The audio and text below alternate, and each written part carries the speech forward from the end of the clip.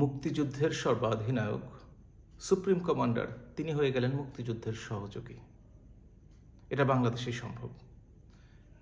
গত বছর 5 অগাস্ট পালাবদলের পর বাংলাদেশের স্বাধীনতা সার্বভৌমত্বের উপর পড়েছে কালো ছায়া। অনির্বাচিত অবৈধ সরকার খণ্ডিতভাবে পালন করছে বিজয় দিবস এবং স্বাধীনতা দিবস। মহান স্বাধীনতা দিবসে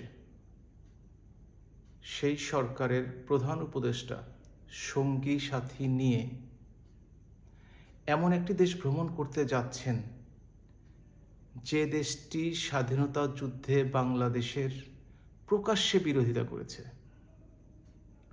এবং বঙ্গবন্ধুর জীবদ্দশায় বাংলাদেশকে রাষ্ট্রীয়ভাবে স্বীকৃতি দেয়নি। স্বাধীনতার ইতিহাস বাংলাদেশ থেকে মুছে ফেলার জন্য প্রত্যেকটি সরকারি অফিস থেকে বঙ্গবন্ধুর প্রতিকৃতি সরিয়ে ফেলা হয়েছে। বাংলাদেশের মহান মুক্তিযুদ্ধের প্রবাসী সরকারের স্মৃতিচিহ্ন মুছে ফেলা হয়েছে। পুড়িয়ে দেওয়া হয়েছে মুক্তিযুদ্ধ স্মৃতি জাদুঘর, গুড়িয়ে দেওয়া হয়েছে বঙ্গবন্ধুর ভাস্কর্য, ধ্বংস করা হয়েছে স্বাধীনতার সূতিকাগার হিসাবে পরিচিত বঙ্গবন্ধু ভবন। বাংলাদেশের মুক্তিযুদ্ধে নেতৃত্বদানকারী জাতির পিতা বঙ্গবন্ধু শেখ মুজিবুর রহমান, সৈয়দ নজরুল ইসলাম, তাজউদ্দিন আহমেদ সহ 1970 সনে বিজয়ী 400 রাজনীতিবিদের মুক্তিযোদ্ধার স্বীকৃতি বাতিলের প্রচেষ্টা শুরু হয়েছে। এর সাথে যোগ হবে আরও 10,000 মুক্তিযোদ্ধার স্বীকৃতি বাতিলের প্রচেষ্টা। মুক্তিযুদ্ধের সর্বাধিনায়ক জাতির পিতা বঙ্গবন্ধু শেখ মুজিবুর রহমানের আহ্বানে সাড়া দিয়ে মুক্তিযুদ্ধে অংশগ্রহণ করে